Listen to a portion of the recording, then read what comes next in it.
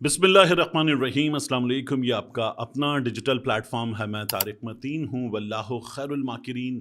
अल्लाह सबसे बेहतर तदबीर फरमाने वाला है, वही बचाएगा मेरे देश को बलाओं से जो बारिश में शजर से घोंसला गिरने नहीं देता, क्योंकि उसकी तदबीर तमाम तदाबीर की इमाम है।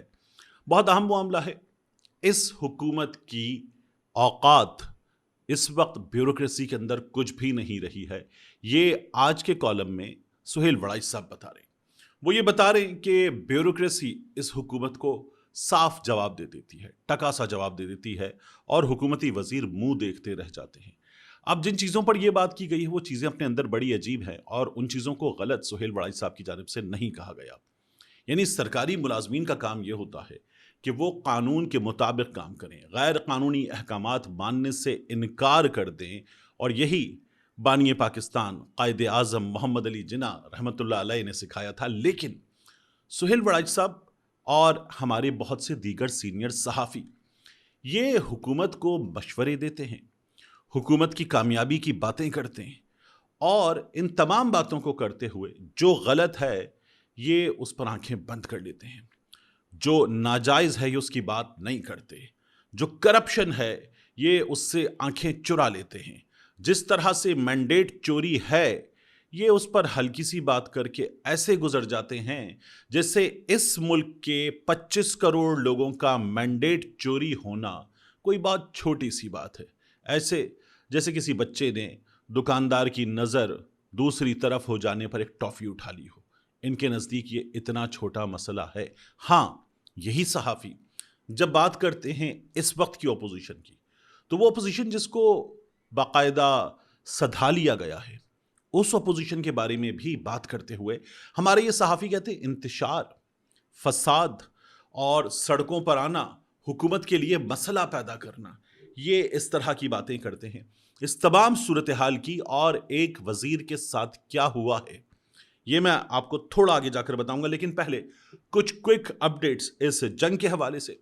अमेरिका ये दावा कर रहा है कि उसने ईरान की समंदरी तिजारत मुकम्मल तौर पर रोक दी है।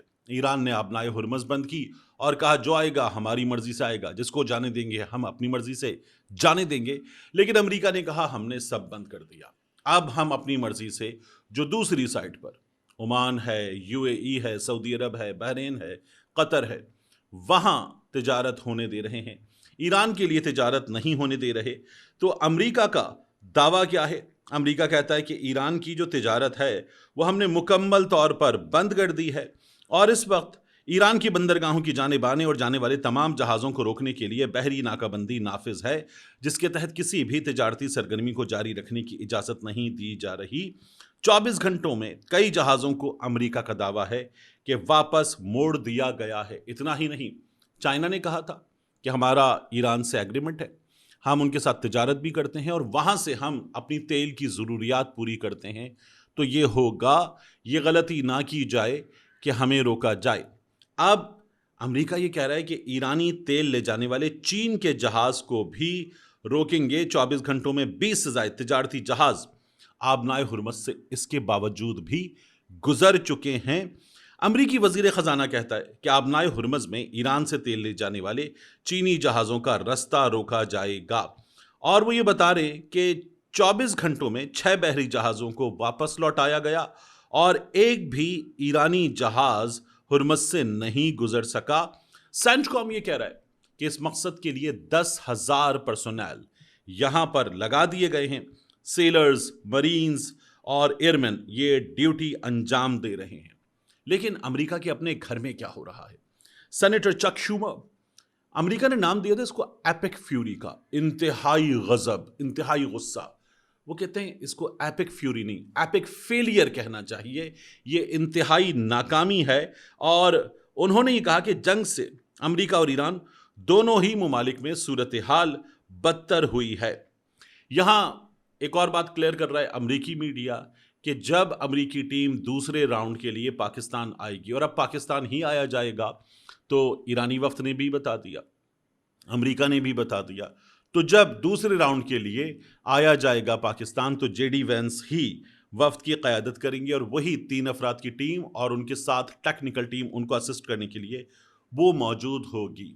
ان حالات میں جس خبر نے واپس پیٹرول پرائسز ذرا سا نیچے کیے، ایران کی کرنسی کو ذرا سپورٹ دی، وہ خبر یہ ہے کہ ڈونلڈ ٹرمپ کہہ رہا ہے ایران کے ساتھ جنگ اختتام کے قریب ہے، لیکن اس کو پینٹ کرتے ہوئے اپنی مرضی کا رنگ دینے کے لیے ڈونلڈ ٹرمپ کہتا ہے کہ ایران اس وقت ہم سے معاہدہ کرنے کے لیے بےتاب ہے، یعنی ہم نے ایران کا بازو مروڑا، بلاکیڈ کیا، تو اب ایران مجبور ہو گیا ہے اور اب ایران جو ہے وہ ہماری مرضی کے مطابق مذاکرات چاہتا ہے، اور ایران کہہ رہا ہے کہ مذاکرات کر لو۔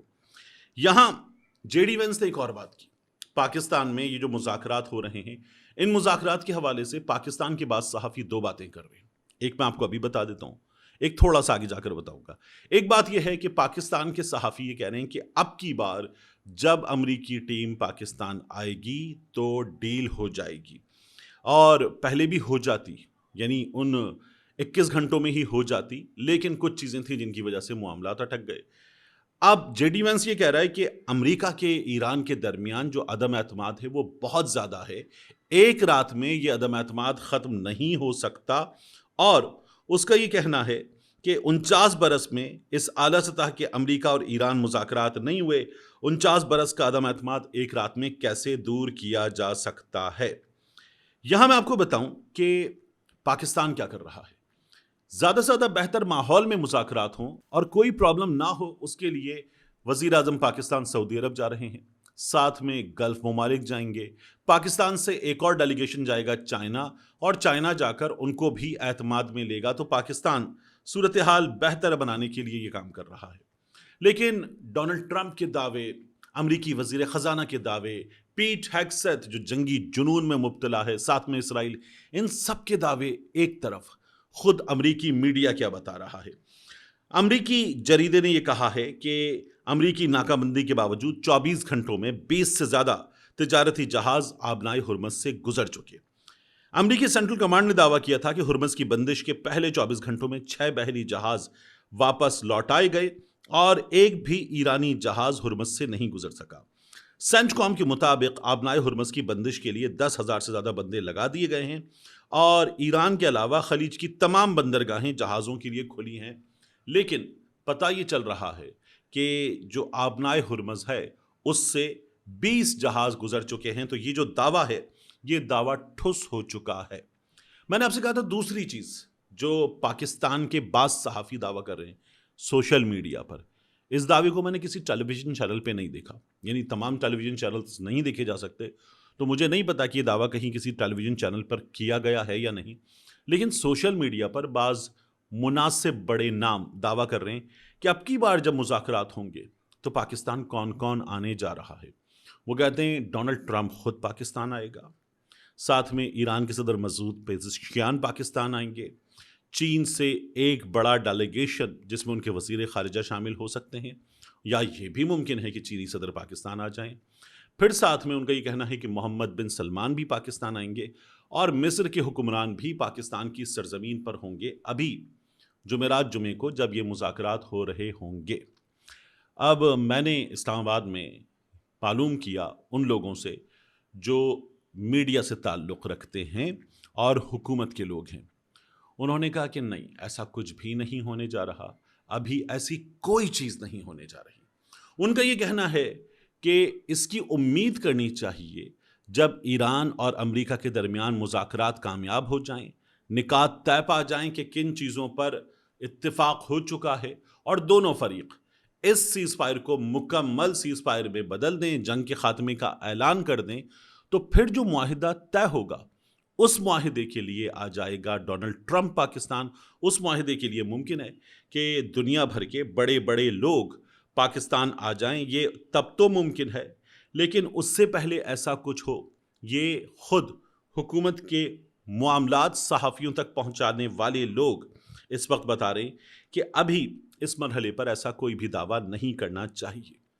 جاتے جاتے آخری چیز، سہیل وڑائی صاحب نے آج کالم لکھا ہے، اور کالم میں وہ حکومت کو اوور ہالنگ کی ضرورت ہے یہ بتا رہے ہیں۔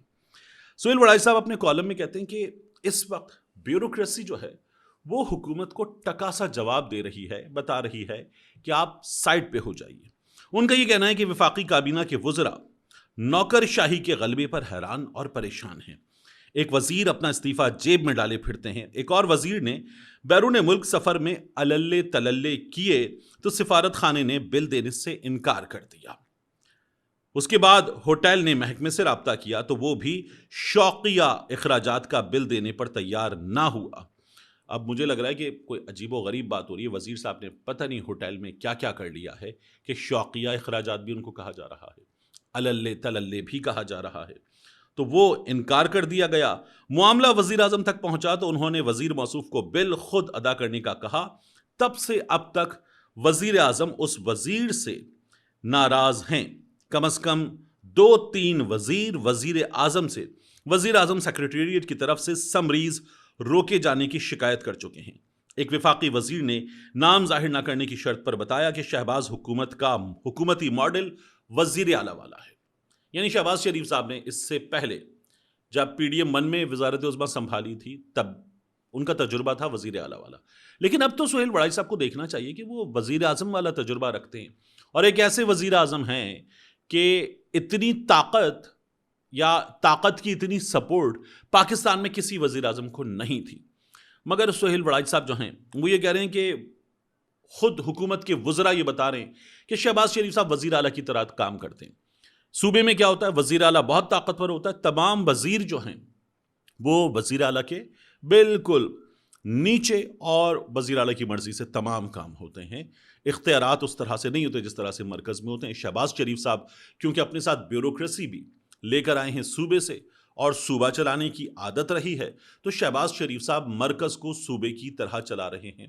اب اس میں سب سے بڑی پرابلم کیا ہے, سہیل وڑائی صاحب کو ان میں سے کچھ چیزوں کو شاید سپورٹ کرنا چاہیے تھا. میں نہیں کہہ رہا کرنا چاہیے, شاید کرنا چاہیے تھا اگر حکومت لیجٹمیسی والی ہوتی. اپنے اس کالم میں بھی سہیل وڑائی صاحب کہتے ہیں کہ 8 فروری اس حکومت کا مسئلہ ہے, مگر حکومت ٹاپ پر ہے. حکومت ٹاپ پر ہے. اب حکومت نے سفارت اور جنگ میں کامیابی کے بعد جو اچیومنٹ حاصل کر لی ہیں اس کی وجہ سے حکومت کمفرٹیبل ہے. میں نے آپ سے پہلے بھی عرض کیا کہ دیکھیے, جنگ میں کامیابی اس جگہ زبردست, سفارت میں کامیابی اس جگہ زبردست, سیز فائر کروا لیا, جنگ بندی کروائی جا سکتی ہے اس جگہ زبردست, لیکن مینڈیٹ چوری کا اس جگہ مسئلہ ہے. اس کے بعد لوگوں کے حقوق چھین لینا اس جگہ مسئلہ ہے. عدالت کو اپنی مٹھی میں کرنا اور ججز کو ان کے کام سے روکنا, آئینی عدالت بنانا, آئین میں ایسی ترامیم کرنا کہ اپوزیشن کو رگڑ کے رکھ دیں مسئلہ ہے. لوگوں کا مینڈیٹ چھین لینا مسئلہ ہے, اور یہ ان کامیابیوں سے زیادہ بڑا مسئلہ ہے. لوگ ان کامیابیوں پر خوش ہو سکتے ہیں, لیکن جس کا مینڈیٹ چوری ہوا ہے, چھینا گیا ہے, وہ کبھی بھی ایسی چیز کو جانے نہیں دے گا. وہ کیسے برداشت کرے گا کہ اس کا مینڈیٹ چھینا گیا اور وہ اس حکومت کی جے جے کار کرے؟ ایسا نہیں ہوتا. تو یہ ہمارے ان صحافیوں کو سمجھنے کی ضرورت ہے جو اس وقت حکومت کو ٹاپ پہ بٹھا چکے ہیں.